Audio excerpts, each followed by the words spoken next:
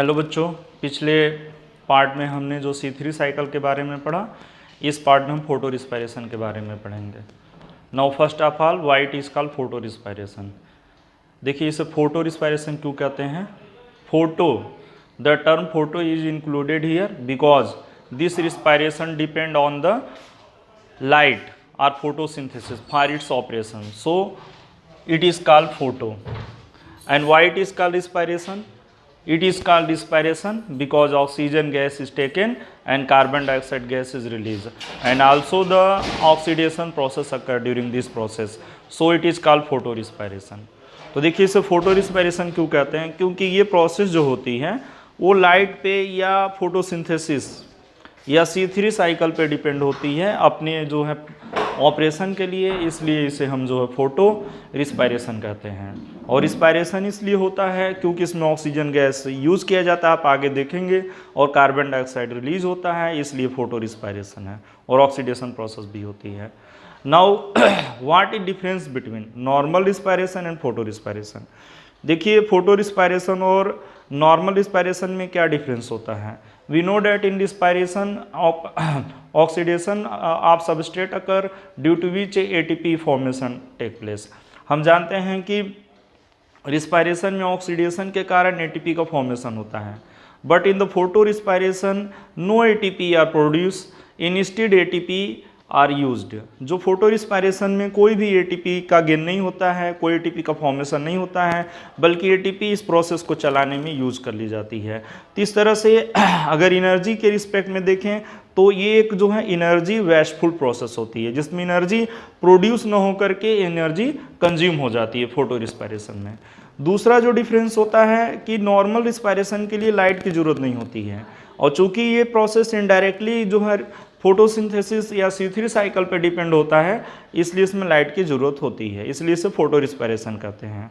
और थर्ड जो डिफरेंस होता है कि फोटो रिस्पायरेशन में 3 सेल ऑर्गेनेल्स इन्वॉल्व होते हैं, क्लोरोप्लास्ट, पेरोक्सिसोम और माइटोकॉन्ड्रिया, जबकि रिस्पायरेशन में, नॉर्मल रिस्पायरेशन में केवल एक ही सेल ऑर्गेनेल इन्वॉल्व होता है, वो होता है आपका माइटोकॉन्ड्रिया।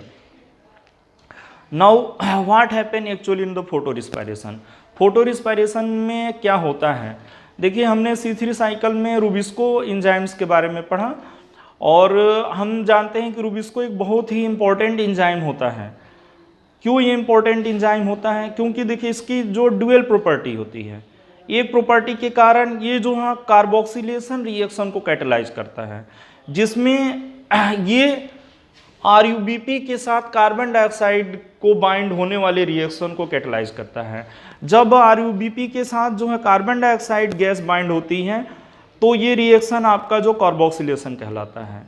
वहीं जब RUBP के साथ अगर ऑक्सीजन बाइंड होने लगे तो ये ऑक्सीजनेशन रिएक्शन कहलाता है। तो जो फोटो रिस्पायरेशन होता है आपका, वो ऑक्सीजनेशन के कारण होता है। जो देखिए रूबिस्को की जो ड्यूअल प्रॉपर्टी है, जिसमें पहली प्रॉपर्टी के कारण वो कार्बोक्सिलेशन रिएक्शन को भी कैटेलाइज कर सकती है, और दूसरी प्रॉपर्टी में ऑक्सीजनेशन रिएक्शन को भी कैटेलाइज करती है। ये प्रॉपर्टी बहुत इंपॉर्टेंट होती है। फोटो रिस्पायरेशन के समय में जो है रूबिस्को जो ऑक्सीजनेशन रिएक्शन को कैटेलाइज करता है, जिसमें आपका जो है ऑक्सीजन राइबोलोज बाइफॉस्फेट के साथ बनता है। ये रिएक्शन ऑक्सीजनेशन कहलाती है।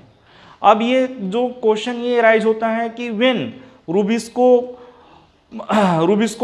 promote carboxylation reaction and when it promote oxygenation reaction।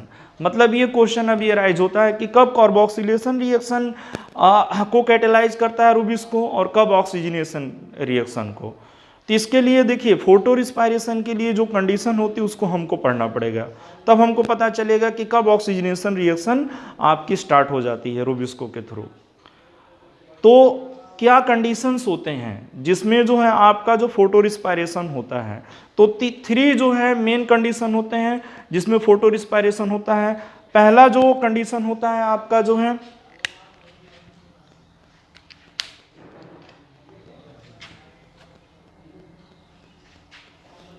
Condition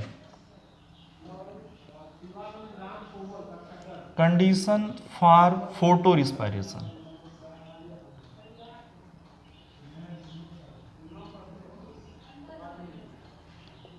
देखिए जो पहला कंडीशन होता है लो CO2 to O2 रेशियो,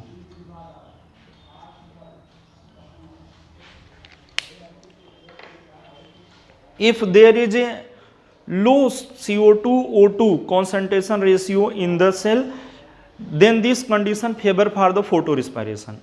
अगर जो है आपका सेल में जो कार्बन डाइऑक्साइड का कॉन्सेंट्रेशन और ऑक्सीजन का कॉन्सेंट्रेशन का जो रेशियो है लो है, मतलब कि जो कार्बन डाइऑक्साइड की कॉन्सेंट्रेशन कम हो गई है सेल के अंदर और ऑक्सीजन की कॉन्सेंट्रेशन अधिक हो गई है, तो ये कंडीशन आपका जो है फोटो रिस्पायरेशन को फेवर करता है। मतलब अगर सेल में जो है कार्बन डाइऑक्साइड कम हो और ऑक्सीजन ज़्यादा हो तो उस समय जो आपकी फोटो रिस्पायरेशन शुरू हो जाती है।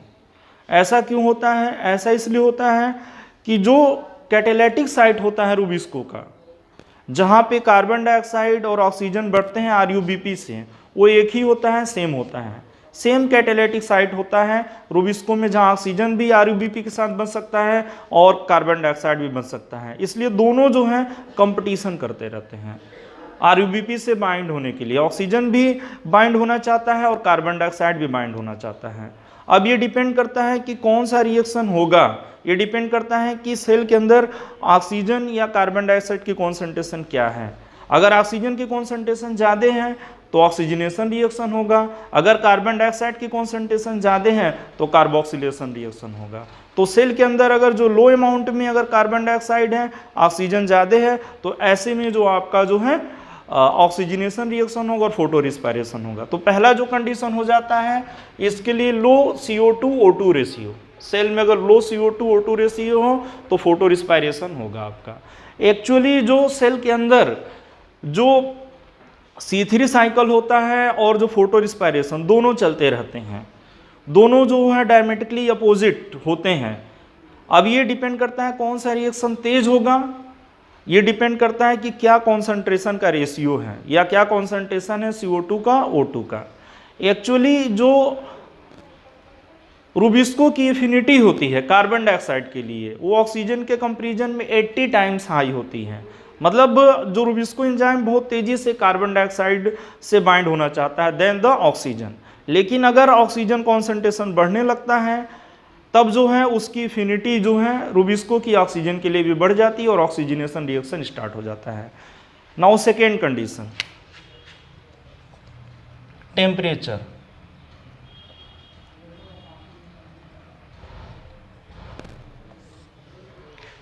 टेम्परेचर इंक्रीज होने पे या हाई टेम्परेचर पे फोटो रिस्पायरेशन की रेट बढ़ जाती है या फोटो रिस्पायरेशन तेजी से होने लगता है। तो सेकेंड जो कंडीशन होता है जो फोटो रिस्पायरेशन को फेवर करता है वो टेम्परेचर होता है। टेम्परेचर बढ़ने पे फोटो रिस्पायरेशन की रेट जो है बढ़ जाती है। और थर्ड जो कंडीशन होता है आपका high light intensity, high light intensity.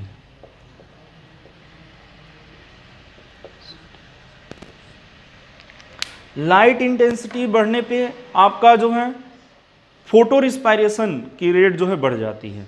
अगर लाइट इंटेंसिटी हाई है तब फोटो रिस्पायरेशन की रेट बढ़ जाती है। तो तीन इंपॉर्टेंट कंडीशन होते हैं जो फेवर करते हैं फोटो रिस्पायरेशन का। पहला होता है लो CO2 O2 रेशियो, दूसरा टेम्परेचर होता है, तीसरा हाई लाइट इंटेंसिटी होती है। Now what actually happen in the photo respiration. देखिए फोटो रिस्पायरेशन में क्या होता है, फोटो रिस्पायरेशन की स्टार्टिंग जो मानी जाती है जब ऑक्सीजन RUBP से कंबाइंड होता है। इस रिएक्शन को ऑक्सीजनेशन कहते हैं। इस रिएक्शन में जो RUBP के साथ ऑक्सीजन बाइंड होता है रूबिस्को के कैटालिटिक साइट पे और ये रूबिस्को के थ्रू कैटालाइज किया जाता है। और इस रिएक्शन में देखिए आपका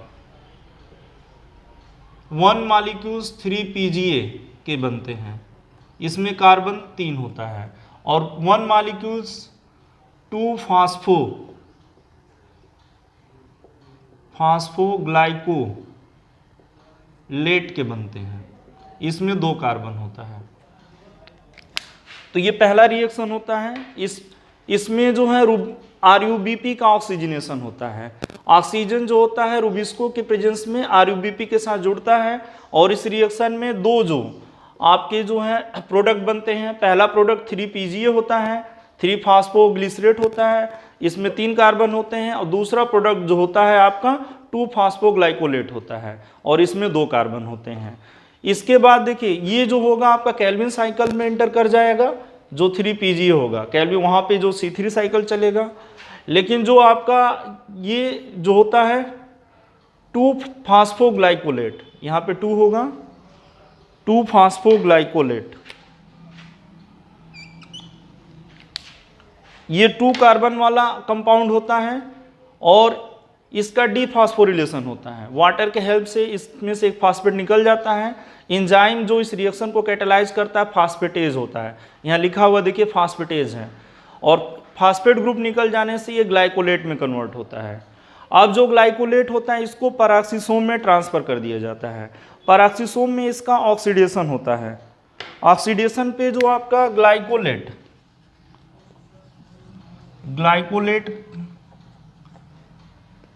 जब पैराक्सीसोम में जाता है तो इसका ऑक्सीडेशन होता है, एंजाइम या ऑक्सीडेज होता है और ये ऑक्सीजन के हेल्प से होता है। इस यहाँ पे ऑक्सीजन के हेल्प से ग्लाइकोलेट का ऑक्सीडेशन करते हैं और इस रिएक्शन में हाइड्रोजन पेरोक्साइड भी बन जाता है।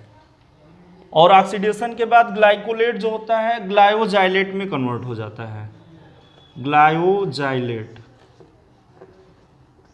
ये भी एक 2 कार्बन वाला कंपाउंड होता है। तो देखिए जब आपका ग्लाइकोलेट को जो है पैराक्सीसोम में ट्रांसफर किया जाता है तो पैराक्सीसोम में ऑक्सीडेज एंजाइम के हेल्प से ग्लाइकोलेट का ऑक्सीडेशन किया जाता है और इसमें मॉलिक्यूलर ऑक्सीजन यूज होता है और हाइड्रोजन पेरोक्साइड गैस बनता है।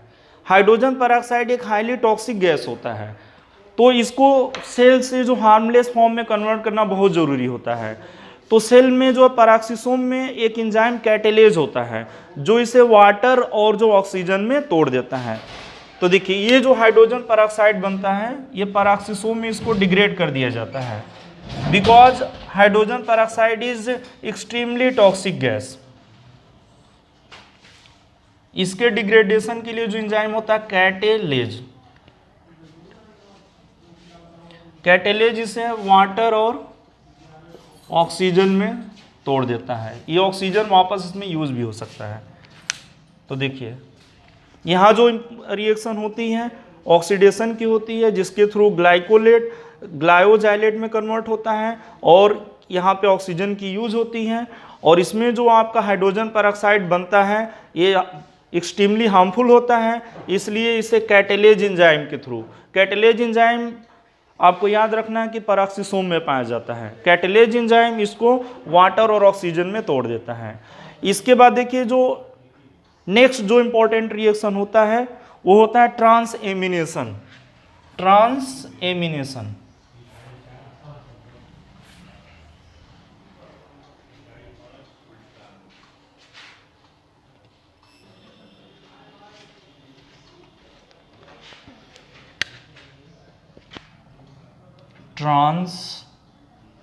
ट्रांसएमिनेशन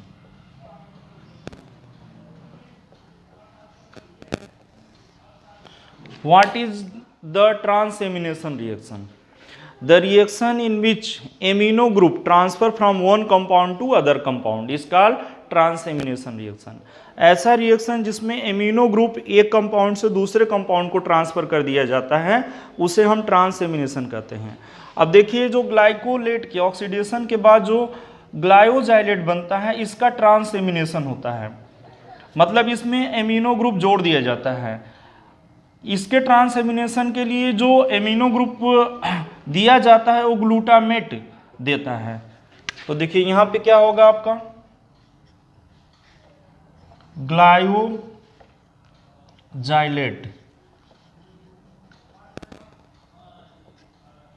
का ट्रांसएमिनेशन होता है ग्लूटामेट के थ्रू।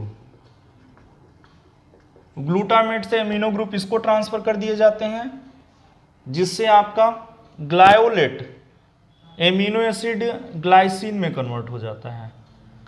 इसमें भी 2 कार्बन होते हैं, ग्लाइसिन में भी 2 कार्बन होते हैं।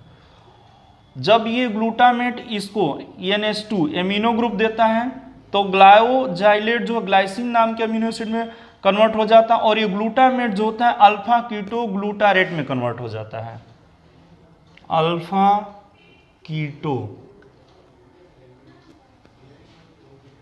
ग्लूटारेट। तो देखिए ये ट्रांसएमिनेशन रिएक्शन होती है जो इंपॉर्टेंट रिएक्शन है, पैराक्सिसोम में होती है। इसमें जो ऑक्सीडेशन, ग्लाइकोलेट के ऑक्सीडेशन के बाद जो ग्लायोजाइलेट बनता है ये ग्लूटामेट से रिएक्ट करता है और इस प्रोसेस में ग्लूटामेट से एमिनो ग्रुप इसको ग्लायोजाइलेट को ट्रांसफर कर दिया जाता है जिससे अमीनो एसिड ग्लाइसिन में कन्वर्ट हो जाता है। इसमें 2 कार्बन होते हैं और ये ग्लूटामेट अल्फा कीटो ग्लूटारेट में कन्वर्ट हो जाता है। अब ग्लाइसिन को जो है माइटोकॉन्ड्रिया में ट्रांसफर कर दिया जाता है। अब देखिए इस पूरे साइकिल को चलाने के लिए जो है आपका 2 मॉलिक्यूल्स RUBP की जरूरत पड़ती है, इसलिए जो है 2 मॉलिक्यूल्स जो है आपके फास्फोग्लाइकोलेट के बनेंगे, 2 मॉलिक्यूल्स PGA के बनेंगे, 2 मॉलिक्यूल्स देखिए यहाँ पे लिखा हुआ है ग्लाइकोलेट के बनेंगे, 2 मॉलिक्यूल्स जो है ग्लायोजाइलेट के बनेंगे, 2 मॉलिक्यूल्स ग्लाइसिन के बनेंगे। अब ये जो यहाँ पे ट्रांसएमिनेशन के बाद जो 2 मॉलिक्यूल्स ग्लाइसिन ट्रांसफर कर दिए जाते हैं माइटोकॉन्ड्रिया में, वहाँ जो है डीकार्बोक्सिलेशन रिएक्शन होती है। देखिए माइटोकॉन्ड्रिया में ग्लाइसिन का डीकार्बोक्सिलेशन किया जाता है, डीकार्बोक्सिलेशन।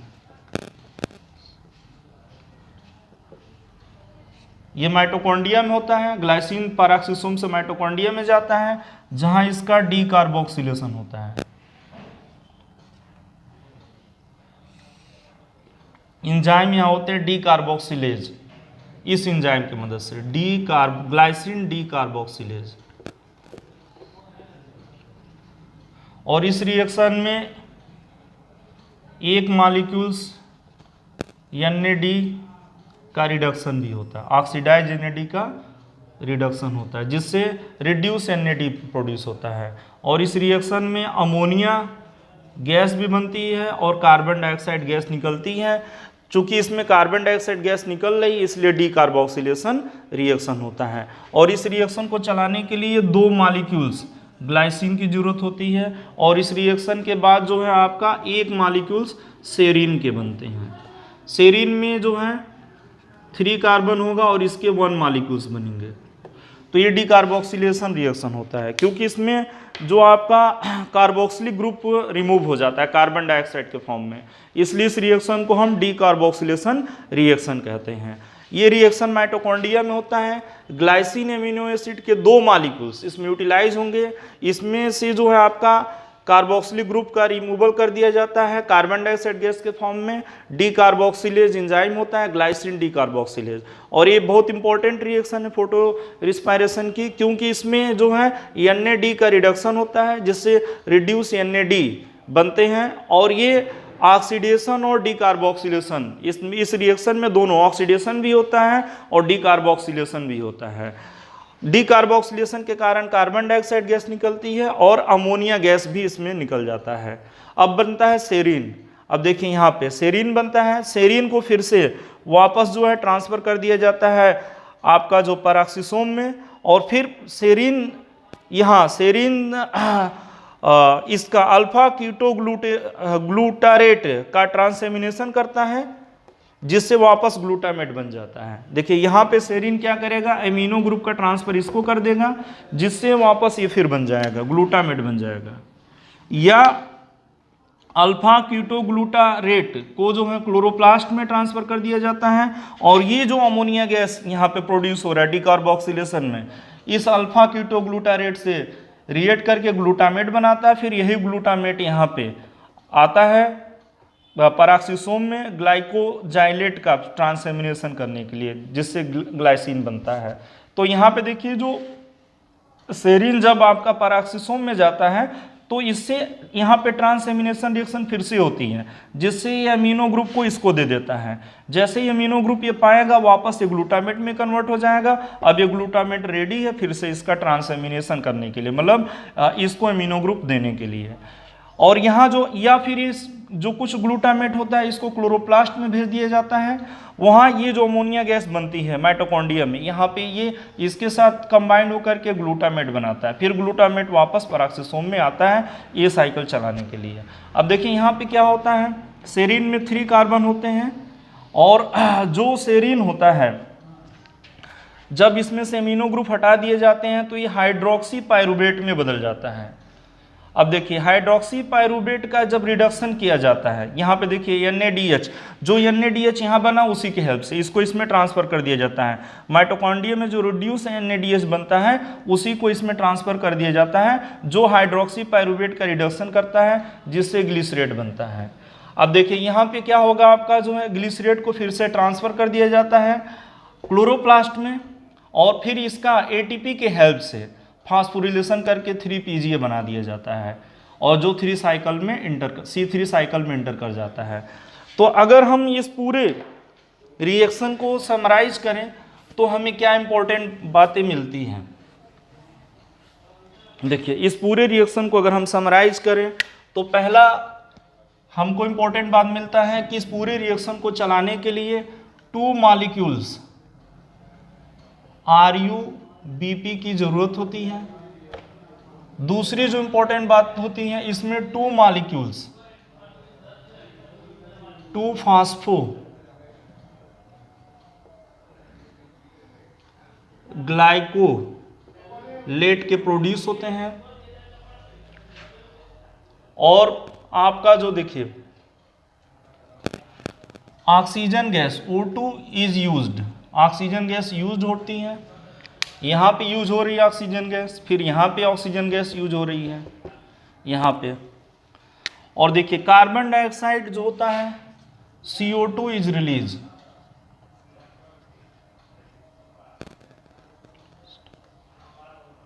फिर फिफ्थ जो है net gain of reduced NADH is zero. इसमें देखेंगे हम, देखिए यहाँ पे जो रिड्यूस NADH बनता है माइटोकॉन्ड्रिया में, लेकिन फिर इस रिएक्शन को चलाने के लिए हाइड्रोक्सी पायरुवेट को ग्लिसरेट में बदलने के लिए यही NADH जो यूज भी हो जाता है।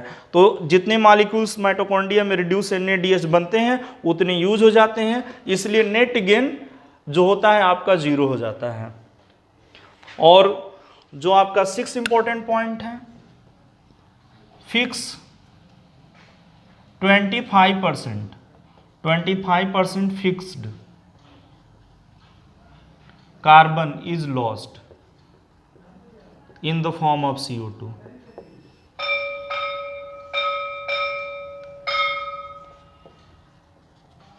इस प्रोसेस में देखिए जो है आपका 25% फिक्स CO2 जो लॉस हो जाती है इस पूरे प्रोसेस में। कैसे, देखिए यहाँ पे हम देख रहे हैं कि 2 मॉलिक्यूल्स RuBP का यूज हो रहा है, जिससे जो आपका यहाँ पे 2 मॉलिक्यूल्स PGA का बनेंगे। एक्चुअल अगर सिर्फ केल्विन साइकिल चलता तो 2 मॉलिक्यूल्स जो है RuBP से 4 मॉलिक्यूल्स इसके बनते हैं, क्योंकि एक मॉलिक्यूल से 2 मॉलिक्यूल्स बनता है PGA का, तो 4 मॉलिक्यूल्स बनते हैं। तो हम देख रहे हैं यहाँ पे आपके 2 मॉलिक्यूल्स बने और पूरे साइकिल का काम हो रहा है फिर से जो है PGA का रीजनरेशन। तो यहाँ 1 मॉलिक्यूल्स PGA का रीजनरेशन हुआ। मतलब कि हमने पढ़ा C3 साइकिल में कि RuBP की एक मॉलिक्यूल से 2 मॉलिक्यूल्स PGA के बनते हैं। तो यहाँ 2 मॉलिक्यूल्स यूज हो रहे हैं, तो कितने मॉलिक्यूल्स बनने चाहिए? 4 मॉलिक्यूल्स जो है PGA के बनने चाहिए। तो देखिए यहाँ पे क्या हो रहा है, जब फोटो रिस्पायरेशन होता है तो 2 मॉलिक्यूल्स तो PGA के बनते हैं, 2 मॉलिक्यूल्स इस RuBP से और 2 मॉलिक्यूल्स इसके बन जाते हैं। फिर ये पूरी साइकिल के थ्रू जो एक ही मॉलिक्यूल्स PGA रीजनरेट हो पाता है। तो अगर यहाँ 2 मॉलिक्यूल्स RuBP के हैं तो अगर C3 साइकिल चलता तो 4 मॉलिक्यूल्स PGA के बनते हैं, 4 मॉलिक्यूल्स PGA के बनते हैं। बट बने कितने टोटल? 2 यहाँ और एक यहाँ, जो रीजनरेशन के थ्रू एक मॉलिक्यूल्स PGA रीजनरेट हुआ, तो आपके कुल 3 मॉलिक्यूल्स ही PGA के बन पाते हैं, जबकि बनने चाहिए थे 4। इस तरह से जो है आपका 25% जो फिक्स कार्बन है इसके फॉर्म में RuBP के फॉर्म में, वो कार्बन डाइऑक्साइड के फॉर्म में लॉस हो जाता है। 25 जो % जो होता है फिक्स कार्बन जो होता है RuBP के फॉर्म में होता है वो लॉस हो जाता है कार्बन डाइऑक्साइड के फॉर्म में इस डीकार्बोक्सिलेशन रिएक्शन में। और जो आपका देखिए 7th जो इंपॉर्टेंट चीज है इसमें ATP, no ATP produce, instead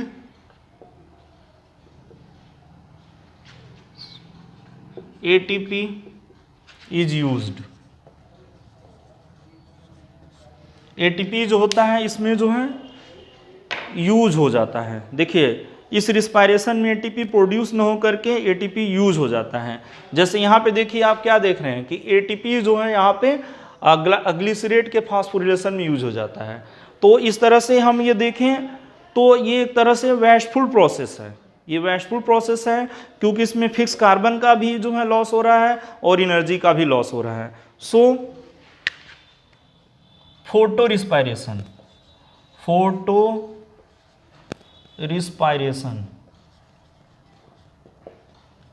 is a wasteful process.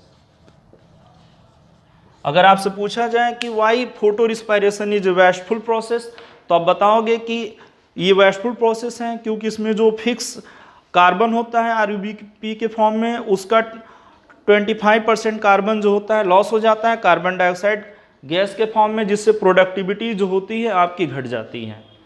Plant में C3 प्लांट में प्रोडक्टिविटी घटने लगती है। दूसरा ATP जो होता है वो भी जो इसमें लॉस होता है, ATP प्रोड्यूस नहीं होता है बल्कि लॉस हो जाता है। तो फिक्स कार्बन डाइऑक्साइड लॉस होता है और जो ATP की एनर्जी लॉस होती है, इसलिए इसको एक वेस्टफुल प्रोसेस माना जाता है। तो ये तो था आपका जो है फोटो रिस्पायरेशन के बारे में। इसे C2 साइकिल भी कहते हैं या इसे जो ऑक्सीडेटिव फोटोसिंथेटिक साइकिल भी कहा जाता है।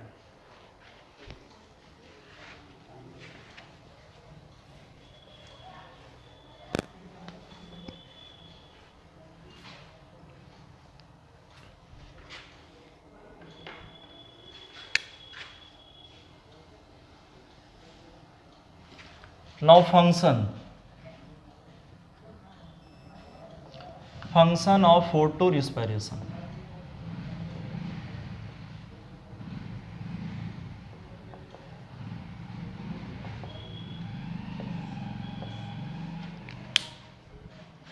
Since photorespiration is a wasteful process as we have learned, then why it occur in the plant? देखिए फोटोरिस्पायरेशन एक जो वेस्टफुल प्रोसेस है तो फिर भी ये प्लांट में क्यों होता रहता है। हमने देखा कि फोटोरिस्पायरेशन में जो है फिक्स कार्बन जो RuBP के फॉर्म में होता है उसका 25% जो है लॉस हो जाता है और जो एनर्जी भी ATP की लॉस होती है। तो आखिर ये क्यों चलता है? देखिए अभी ये सर्टेन नहीं है कि आखिर फोटोरिस्पायरेशन का क्या रोल होता है, क्या फंक्शन होता है, लेकिन साइंटिस्ट ये बताते हैं कि रूबिस्को एंजाइम जो था का इवोल्यूशन तब हुआ था जब फोटोसिंथेसिस की प्रोसेस में जो है ऑक्सीजन नहीं रिलीज होता था। मतलब ऑक्सीजनेटेड फोटोसिंथेटिक का इवोल्यूशन होने से पहले ही जो है रूबिस्को एंजाइम का इवोल्यूशन हो गया था। मतलब कि रूबिस्को एंजाइम जब आपका इवोल्व हुआ तो उस समय जो है जो living organism oxygen gas photosynthesis में जो है रिलीज नहीं करते थे और उस समय जो रेशियो था जो है एटमॉस्फेयर में कार्बन डाइऑक्साइड और ऑक्सीजन का बहुत ही हाई था। मतलब कार्बन डाइऑक्साइड बहुत ज़्यादा होता था, ऑक्सीजन बहुत कम था। तो वहाँ पे एंजाइम्स के लिए कोई प्रॉब्लम नहीं होती थी, वहाँ ऑक्सीजनेशन रिएक्शन ऑलरेडी बहुत नहीं होता था या बहुत कम होता था क्योंकि उस समय कार्बन डाइऑक्साइड बहुत ज़्यादा था, क्योंकि जो ऐसे फोटोसिंथेटिक ऑर्गेनिज्म अभी नहीं बन पाए थे जो ऑक्सीजन गैस इवोल्व करते थे। बाद में जब जो है आपका ऑक्सीजनेटेड फोटोसिंथेटिक ऑर्गेनिज्म का इवोल्यूशन हुआ जिसमें वो वाटर को ऑक्सीडाइज करके फोटोसिंथेसिस में ऑक्सीजन गैस रिलीज करने लगे तो एटमॉस्फेयर में ऑक्सीजन की अमाउंट बढ़ने लगी जिससे जो CO2 O2 का रेशियो लो हो गया। और मॉडर्न डे में अगर हम देखें तो एटमॉस्फेयर में CO2 और O2 का रेशियो बहुत ही लो है। CO2 बहुत कम है, 0.03 to 4% के अबाउट में है कार्बन डाइऑक्साइड कॉन्सेंट्रेशन एटमॉस्फेयर में। वहीं ऑक्सीजन की जो कॉन्सेंट्रेशन होती है हम जानते हैं कि लगभग 20% होती है। तो आज जो है CO2 और O2 की कॉन्सेंट्रेशन वेरी लो है, मतलब CO2 बहुत कम है, ऑक्सीजन बहुत ज़्यादा है। तो ऐसे में जो ऑक्सीजनेशन एक्टिविटी आपकी जो होगी जो है वो अधिक होने लगेगी।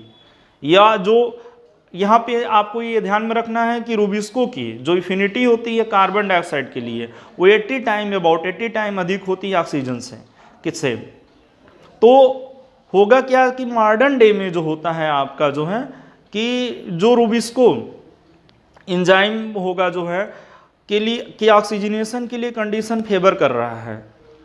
तो अगर फोटो रिस्पायरेशन होगा तो हम देखेंगे कि जो फिक्स कार्बन डाइऑक्साइड होगा, जो अगर सिर्फ जो ऑक्सीजनेशन प्रोसेस हो, रूबिस्को सिर्फ ऑक्सीजनेशन प्रोसेस अगर ये कर रहा हो तो इसमें जो आपका जो है हम देखेंगे कि लगभग इसमें जो फिक्स कार्बन बहुत ज़्यादा लॉस हो जाएगा। कैसे फिक्स कार्बन बहुत ज़्यादा लॉस हो जाएगा? यहाँ पे देखिए RBP का अगर ऑक्सीजनेशन होता है तो आपके जो है फास्फोग्लाइकोलेट मॉलिक्यूल्स बनते हैं और एक मेटाबॉलिक जो है ये यूजलेस प्रोडक्ट है, तो इसको बनेगा और इसको प्लांट को फिर रिमूव करना पड़ेगा। मतलब अगर ऑक्सीजनेशन प्रोसेस होगा, क्योंकि इस समय की जो कंडीशंस हैं वो फेवर कर रही हैं, कार्बन डाइऑक्साइड ऑक्सीजन का रेशियो जो लो हो गया है, मतलब ऑक्सीजन का कॉन्सेंट्रेशन हाई है, तो इससे जो है ऑक्सीजनेशन एक्टिविटी रूबिस्को की बढ़ जाएगी। और जब ऑक्सीजनेशन एक्टिविटी बढ़ जाएगी तो एक मेटाबॉलिकली जो है इनएक्टिव या यूजलेस जो प्रोडक्ट बनेगा फास्फोग्लाइकोलेट, जिसका कोई यूज नहीं हो पाएगा। और इसके कारण जो है देखिए आपका फिक्स कार्बन लॉस होता रहेगा। जब RBP फोटो ऑक्सीजनेशन एक्टिविटी के कारण इसको जैसे जैसे बनाएगा वैसे वैसे आपका जो है फिक्स कार्बन RBP का लॉस होता रहेगा, जो वापस रिकवर नहीं हो पाएगा। तो ये पूरी साइकिल इसलिए फिर का इवोल्यूशन हो गया, फोटो रिस्पायरेशन या C2 साइकिल का इवोल्यूशन इसलिए हुआ कि जो यहाँ पे जो है कार्बन फास्फोग्लाइकोलेट के फॉर्म में लॉस हो रहा है तो इसको यहाँ पे देखिए वापस जो है रिकवर किया जाए। तो ये पूरी साइकिल इसलिए ऐसी चलती है कि जो फास्फोग्लाइकोलेट से वापस जो है PGA बन जाता है, 3PGA बन जाता है, जो कार्बन जो आपका C3 साइकिल में फिर जो है इसको जो है इंटर करा दिया जाता है। तो इसका जो पहला सिग्निफिकेंस ये होता है या फंक्शन इस साइकिल का होता है कि जो ऑक्सीजनेशन के कारण जो फिक्स कार्बन लॉस हो रहा है मेटाबॉलिकली जो है यूजलेस प्रोडक्ट फास्फोग्लाइकोलेट के फॉर्म में, तो इस फास्फोग्लाइकोलेट से वापस 3PGO को रिकवर किया जाता है, जिससे जो आपका जो है जो आपका ये कार्बन लॉस न हो और वापस C3 साइकिल को मिल जाए। इस तरह से 75% जो कार्बन होता है आपका ऑक्सीजनेशन के कारण ये वापस जो है रिकवर हो जाता है C3 साइकिल को। ओनली 25% ही कार्बन डाइऑक्साइड जो होता है आपका लॉस हो पाता है। ये पहला फंक्शन होता है। दूसरा जो सेकेंड जो फंक्शन होता है आपका देखिए, अगर जो हाई लाइट इंटेंसिटी है और टेम्परेचर हाई, उस समय जो एसिमिलेटरी पावर्स होते हैं ATP, रिड्यूस NADP, इनका प्रोडक्शन बढ़ जाता है। अगर लाइट इंटेंसिटी हाई है तो उस समय जो है आपका क्या होगा, जो एसिमिलेटरी पावर होते हैं लाइट रिएक्शन के ATP और जो रिड्यूस NADP है आपका उसका प्रोडक्शन बढ़ जाता है। और जितनी तेज़ी से वो बनते हैं उतनी तेज़ी से कार्बन डाइऑक्साइड C3 साइकिल में यूटिलाइज नहीं हो पाते हैं, जिससे जो आपका जो है सेल या क्लोरोप्लास्ट को फोटो ऑक्सीडेशन या फोटो इनहिबिशन के कारण वो डैमेज कर देगा। तो वहाँ पे जो एसिमिलेटरी पावर बन रहे हैं ATP वगैरह का जो है इसमें जो है यूज़ कर लिया जाता है। नहीं तो जो है आपका जो है फोटो ऑक्सीडेशन या जो है फोटो इनहिबिशन के कारण क्लोरोप्लास्ट को डैमेज कर देगा। तो इस तरह से एक प्रोटेक्टिव प्रोसेस होती है। तो इसके दो फंक्शन होते हैं। ऑक्सीजनेशन रिएक्शन में जो आपका राइबोलोज